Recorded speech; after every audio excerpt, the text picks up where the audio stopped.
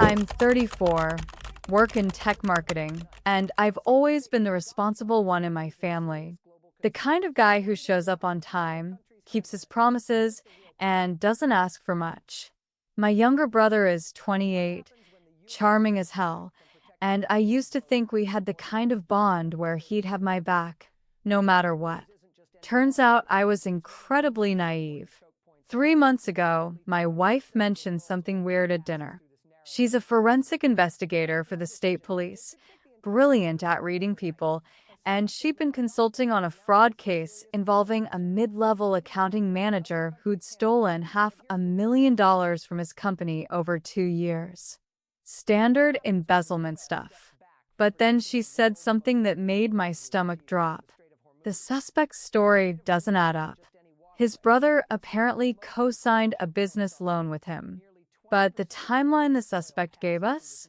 It doesn't match what the brother told his employer about being out of town.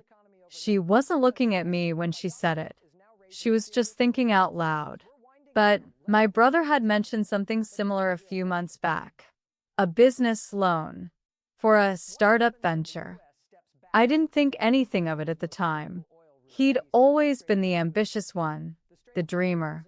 I'd even offered to help him with the business plan. He'd turned me down, said he wanted to do it on his own.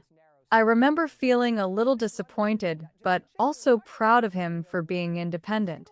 The next morning, I casually asked my brother about this loan. We grabbed coffee, and he seemed nervous. His hands were shaking slightly as he stirred his coffee. I noticed he kept looking at his phone. When I asked directly about when he'd actually signed the paperwork, he gave me some vague answer about it being a few months back. Then he quickly changed the subject to asking me if I wanted to grab lunch with him and his girlfriend. But my wife's words were in my head now. Something felt off. That night, I did something I'm not proud of. I checked my brother's LinkedIn. I went back through his activity history, and I found it. A job posting from exactly 16 months ago showing him as business development manager at a small tech consulting firm. He'd never mentioned working there. When I confronted him later that week, his story completely fell apart. My brother had been fired from that job for cause. Not just fired, terminated with prejudice for financial misconduct. The company suspected him of falsifying client invoices, but they couldn't prove enough to press charges. They just wanted him gone. He told everyone he left voluntarily for a better opportunity. A lie. A complete fabrication. Then I started asking more questions. Apparently, he'd needed someone to co-sign that business loan. And he'd approached our father first. Our father, who's 68, retired, living on a fixed pension. Our father had refused, said he couldn't risk his financial security. So my brother had turned to me, except he didn't ask directly. He'd forged my signature on a co-sign note, just forged it, like it was nothing. My wife found out through her work. A fraud case she was consulting on had flagged an anomaly. She ran the numbers and the dates, and she realized the cosign loan matched the business loan my brother had supposedly taken out. When she asked me about it, I went cold. I immediately pulled my credit report. There it was. A loan for $85,000 with my name on it. My signature. Except I'd never signed anything. I called my brother that same night. He didn't answer. He didn't answer for 3 days. When he finally called back, I was in my home office. My wife sat beside me. I put him on speaker. "We need to talk about the loan," I said. There was a long pause. Then, "Look, I know you're upset." "Upset? I'm not upset. I'm having a hard time believing my brother committed forgery and fraud, using my name, my credit, my financial future." He started stuttering. I was going to pay it back. The business was supposed to take off. I just needed. "You just needed to commit a federal crime?" Is that what you were going to say? My wife put her hand on my shoulder. I could feel her presence, grounding me. My brother kept talking, his voice getting more desperate. He said the business had failed. The startup never took off. He'd already spent most of the money trying to make it work. He'd taken out another loan in his own name to try and cover the first one. He was drowning. He needed my help. I asked him a simple question. Did you forge my signature? He didn't answer for a long time. Then, quietly, yes. That word, that single word changed everything between us. It's weird how one syllable can obliterate years of sibling bonds. The next morning, I went to my bank and filed a fraud report. Legally, I had to. There's no gray area here. Forged documents, unauthorized loans taken out in someone's name. That's identity fraud. That's a felony. My brother had crossed a line that couldn't be uncrossed, and I had to report it. But here's where it got complicated. My mother called me within hours. My brother had told her what he'd done. She was furious with him, but she was also panicked. She begged me not to press charges. She said it would destroy him. He's her baby, she said. He made a mistake. A terrible mistake, but a mistake nonetheless. I listened to her cry on the phone. I felt something break inside me, but I also felt something solidify. My mother said, "He's trying to fix things. Just let him fix things. Don't involve the police." He's already involved the police, I said quietly. I filed a fraud report this morning. The bank is investigating. My mother's voice changed. It became cold. If you destroy your brother's life, you'll destroy mine too. Because I can't forgive that. The threat was implicit but clear. Destroy my brother, and she'd cut me off. Destroy my brother, and she'd make sure our extended family knew I was the villain in this story. She'd already started the narrative with other family members, painting my brother as a desperate young man trying to build something, and me as the cold older brother who was willing to let the family implode over money. She said, "Your father wants to help him. We're willing to take out a loan to pay your name back. Just drop the charges." Here's what I didn't tell her. I wasn't going to have a choice about dropping charges. Once the bank filed their own report, once the investigation officially started, this wasn't about my feelings anymore. This was about federal crime and jurisdiction. I was a victim, yes, but I wasn't the prosecutor. My brother showed up at my house 2 days later. He looked like he hadn't slept in 48 hours. His eyes were red, his face unshaven. He'd brought my mother with him. She stood behind him like a shield, like somehow her presence would make me more sympathetic to his situation. He said, "I'll pay you back. 50,000 now. 35,000 next year. I'm working with a loan officer. I'm going to fix this." I believed he wanted to fix it, but wanting and doing are different things. "That's good," I said. "But this is beyond that now. The fraud report is filed. The investigation is happening.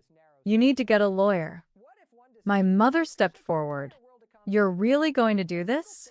You're really going to let your brother face jail time? He committed fraud," I said. I kept my voice level, using my name, without my permission. "That's not me doing anything to him. That's consequences."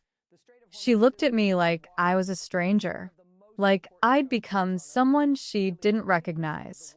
Maybe I had, but I wasn't the one who'd broken something fundamental about trust. He was. My brother started crying, not quietly, loud, desperate sobs. He kept saying he was sorry, over and over. Sorry, sorry, sorry. Like an apology could undo federal crimes. Like his remorse mattered more than my violated identity and financial security. I asked him to leave. I asked my mother to leave with him.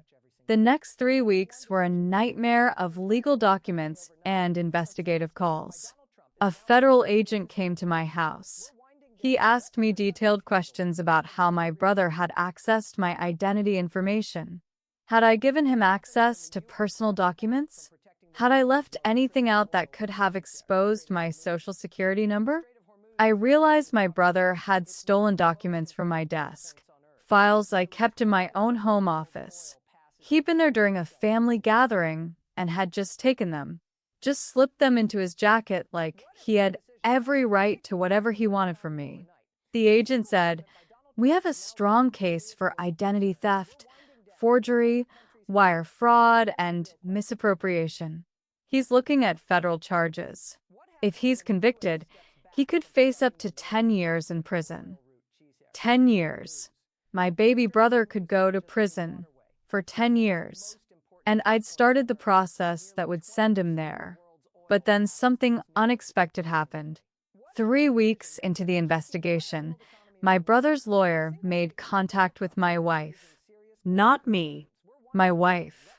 Her professional reputation. He was trying a different angle. He told my wife that her involvement in the case made it a conflict of interest.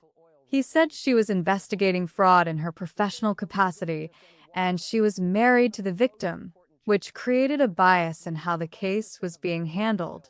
It was a desperate move, a dirty trick, and it almost worked. My wife is professional to her core. She immediately recused herself from any investigation related to my case. She told her supervisor about the conflict. She documented everything. But the implication was there.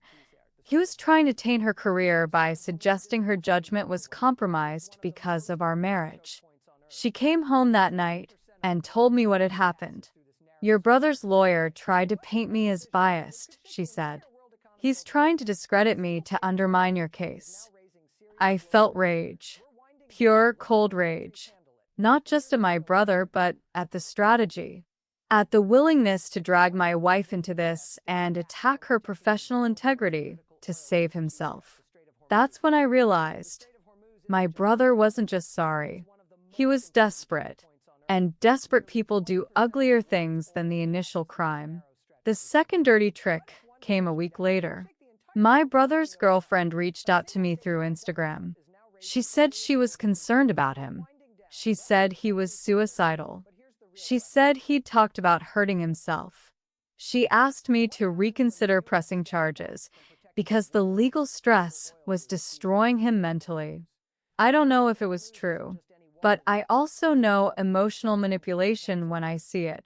He was using his girlfriend as a messenger, trying to make me feel responsible for his mental health, trying to make me the villain who wouldn't drop charges despite his suffering.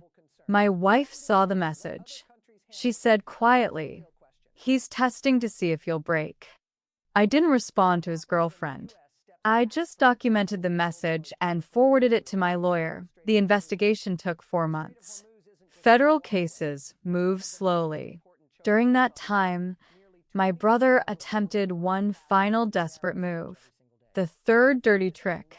He contacted our father and convinced him to get a reverse mortgage on his house. My father, who's 68, who spent his whole life building equity in that home, agreed to borrow against it to raise money. Money to pay back the bank. Money to make the fraud disappear. My brother promised it would settle everything. The bank would forgive the debt. I'd see he was making it right. Everything would go back to normal. Our father called me. His voice was smaller than I'd ever heard it. He said he was willing to risk his retirement home to help my brother. He asked me to drop the charges if he could pay back the full amount. "Dad," I said, "this isn't about money anymore. This is about federal crime." "I know," he said, "but he's still your brother. He's still my son, and I can't let him go to prison." "Then he shouldn't have committed fraud," I said. And I meant it. My father was silent for a long moment. Then he said, "I'm disappointed in you." That hurt. It hurt more than my mother's ultimatum, because my father is the one person I've always respected. And now he was looking at me like I'd failed him. But I also knew something he didn't. I called my lawyer immediately and told him about the reverse mortgage situation. My lawyer said, "This is important. Your father attempting to pay restitution after the fact, especially under pressure from your brother, this actually strengthens your case. It shows ongoing financial manipulation and duress." I felt sick. My father's desperation was evidence.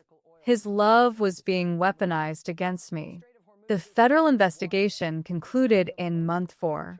The prosecutor reviewed the case and recommended charges: identity theft, wire fraud, aggravated forgery.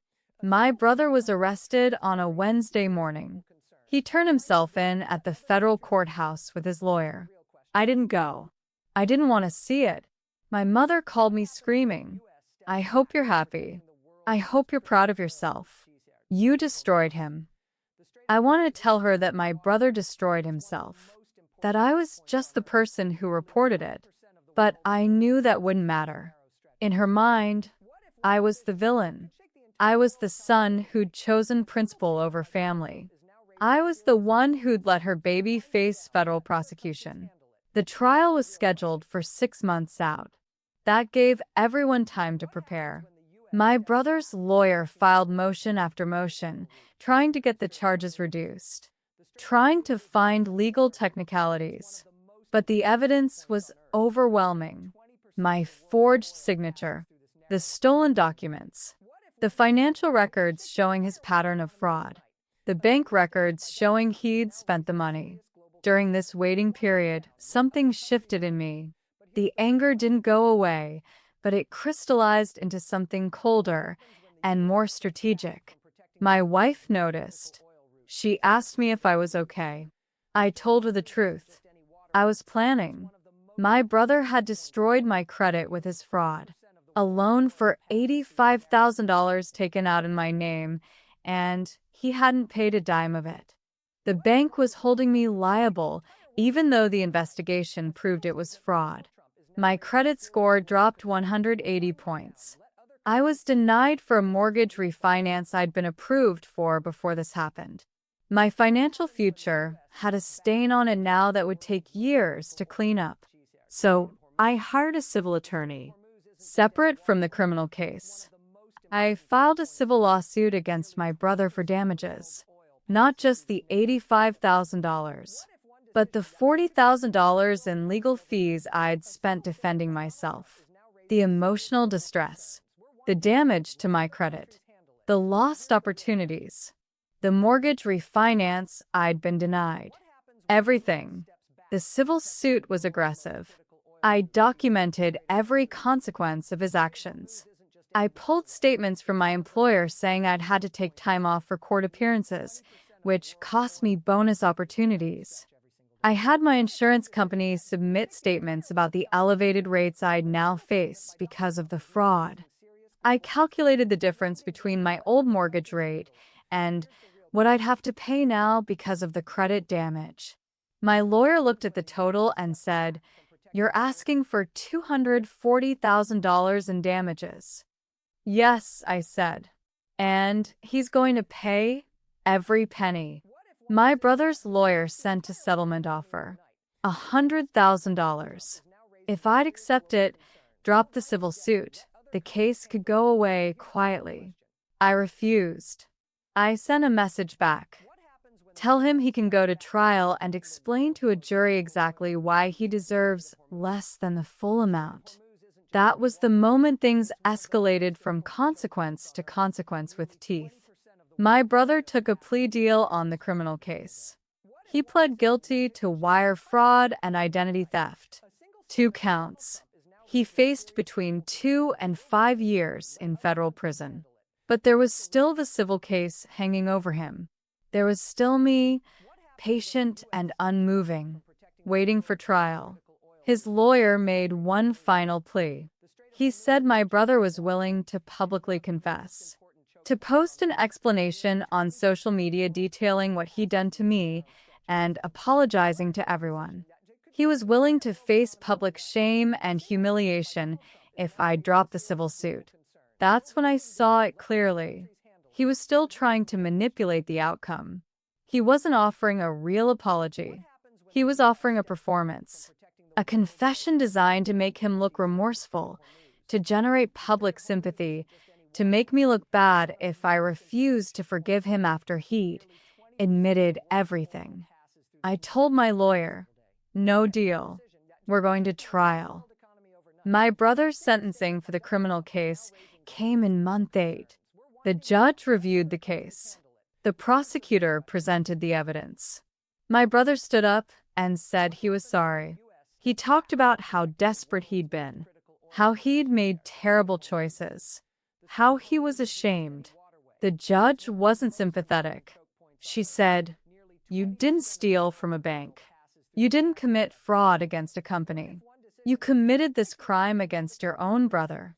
You violated the one relationship that's supposed to be built on trust. You took his identity. You used his name. You put his financial future at risk. That's a betrayal that goes beyond crime. That's a perversion of family." She sentenced him to 3 years in federal prison. The civil trial was scheduled for 2 months later.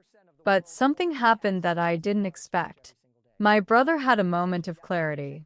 Real clarity, not the kind his lawyer was feeding him. He called me from county jail, where he was being held before transfer to federal prison. "I deserve this," he said. "Everything that's happening. I deserve it." I didn't respond immediately. "I came to you," he continued. "I could have asked you for help. I could have told you the truth about losing my job. I could have told you about the loans. But instead, I stole from you. And now you're going to take everything from me in the civil case, and I'm okay with it." "Why are you calling me?" I asked. "Because I want you to know that I know what I did. And I'm not going to fight anymore. I'm going to accept the judgment. Whatever the jury says, I'll pay it." I think he meant it. I think, sitting in a cell, facing 3 years of federal imprisonment, my brother finally understood that there were consequences that couldn't be negotiated away. That playing games and using manipulation tactics had only made everything worse. But I didn't soften. I didn't tell him it was okay. I just said, "Okay," and I hung up. The civil trial lasted 3 days. My lawyer presented the evidence, the financial impact, the credit damage, the lost opportunities, the emotional toll, the defendant's deliberate campaign of manipulation and dirty tricks to avoid accountability. The jury deliberated for 6 hours. They came back with a verdict, $220,000 in damages. They knocked down my request by about $20,000, but they got it. They understood what had happened. They understood that my brother had tried to steal from me, gotten caught, and then tried every manipulative tactic in the book to escape consequences. My brother was ordered to pay $220,000 in damages, on top of serving 3 years in federal prison, on top of having a federal felony conviction, on top of the fact that he'd never work in any financial sector again, on top of the destroyed relationship with our mother, who still blames me, on top of the fact that my father, 70 years old now, is still dealing with the consequences of his reverse mortgage to try and save my brother from a punishment my brother created for himself. Here's the thing people don't talk about when they talk about revenge or justice or holding someone accountable. It doesn't feel the way you think it will. I won the civil case. I got my judgment. My brother is in federal prison. My lawyer sent letters to debt collection agencies, and the payment plan is being enforced. My brother will be paying me for years, decades maybe, but my family is shattered. My mother barely speaks to me. My father takes my brother's calls from prison and helps him with commissary money. I'm the villain in their narrative. I'm the cold, unforgiving son who destroyed his brother rather than showing compassion. Is that fair? No. But fairness doesn't really matter once the damage is done. What I learned is that some betrayals can't be forgiven because the person who commits them isn't actually sorry. They're just sorry they got caught. They're just sorry they have to face consequences. And the moment you give them a way out, they'll use it to hurt you again. My brother wanted to be forgiven without changing. He wanted grace without accountability. He wanted his consequences to be negotiable. And when I wouldn't negotiate, he tried every trick to force me into a corner. But I stood firm. And yes, it cost me. It cost my family. It cost my mother's approval and my father's faith in my humanity. But I'd do it again. Because the alternative is teaching people that if they hurt you badly enough and manipulate skillfully enough, they can walk away without real consequences. And I'm done with that narrative. If you ever find yourself in a situation where someone's using your name, stealing your identity, or manipulating your family to escape accountability, here's the uncomfortable truth. Showing them mercy just teaches them they can do it again. Sometimes the most loving thing you can do is let them face what they've earned. So, if you're enjoying watching people get their comeuppance, hit that subscribe button before you forget. It's the closest you'll get to actual justice without 3 years of family drama.